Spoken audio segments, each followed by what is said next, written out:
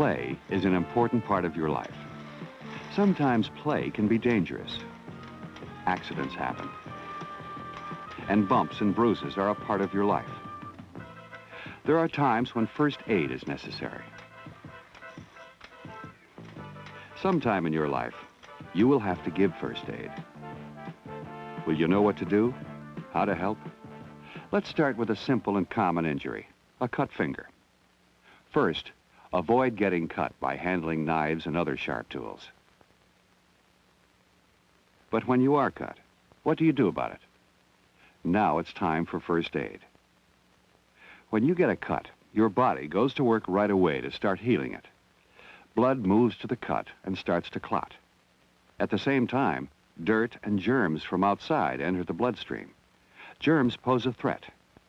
Your body has special cells that move to the site of the cut and surround and trap germs. Through a microscope, you can see these cells at work. First aid helps your body do the job of healing.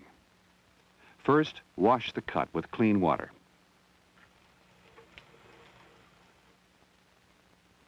Then use a clean cloth, for example, a towel or handkerchief, to dry the cut and stop the bleeding. When you are sure the cut is clean and dry, put a bandage on it. Don't put on antiseptic. And don't apply the bandage too tightly. Of course, if the cut is deep or keeps on bleeding, don't waste time. Go get help.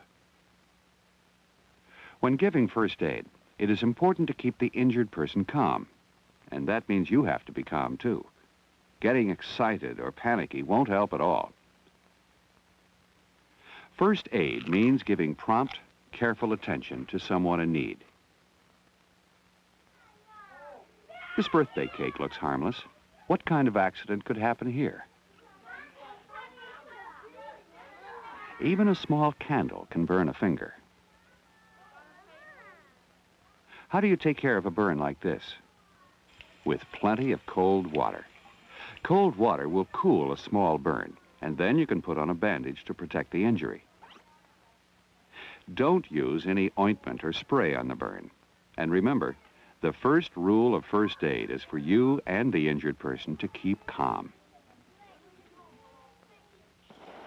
A workshop can be a dangerous place, and some of the tools in it can easily cause injuries, unless they are used properly. Sometimes a careless movement can result in an injury, maybe a serious one. This man needs help.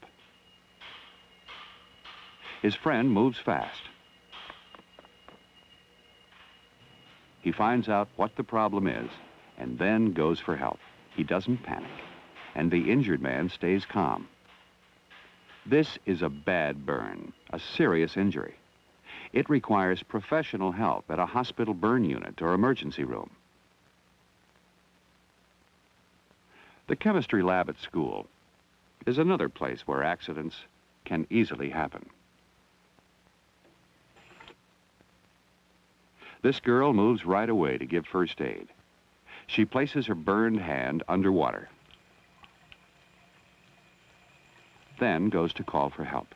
First aid for burns means acting fast. The gymnasium is another place with potential for injuries. If you are careful and know what you're doing, you can avoid accidents.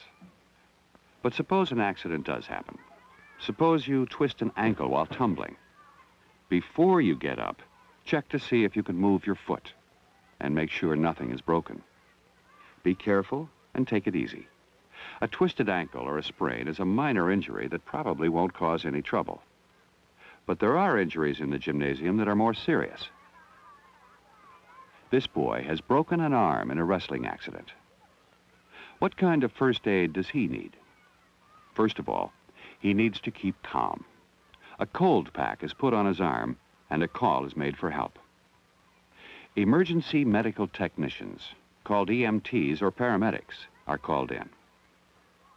EMT paramedics are people who have been professionally trained to give first aid in emergencies. They may work for fire departments, police departments, or hospitals. They know how to deal with serious injuries. And they have the proper medical equipment and supplies needed for various kinds of injuries. For example, this inflatable plastic bag is used to protect a broken arm or leg. It keeps the broken limb rigid, while at the same time cushioning it with air. EMT paramedics are also trained in the proper ways to move accident victims to avoid further injury to them.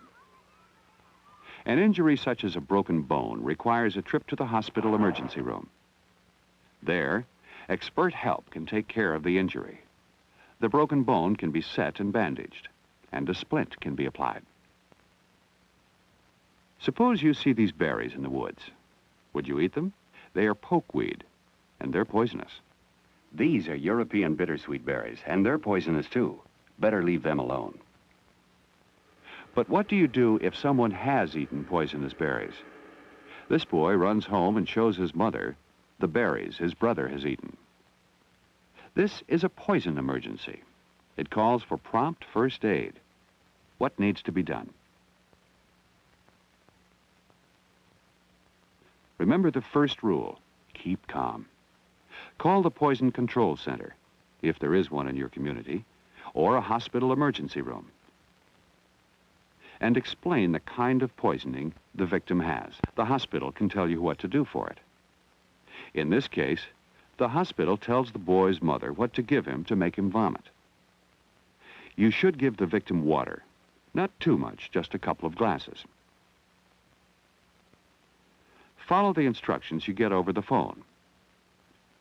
Hospitals and poison control centers have the latest information on what to do for all kinds of poisonous substances.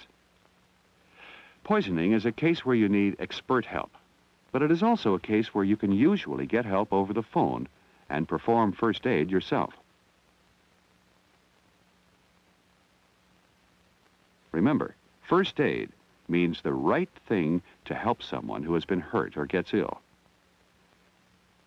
Emergency medical technicians and paramedics, people trained to give emergency first aid, also teach people how to give first aid to themselves and to others.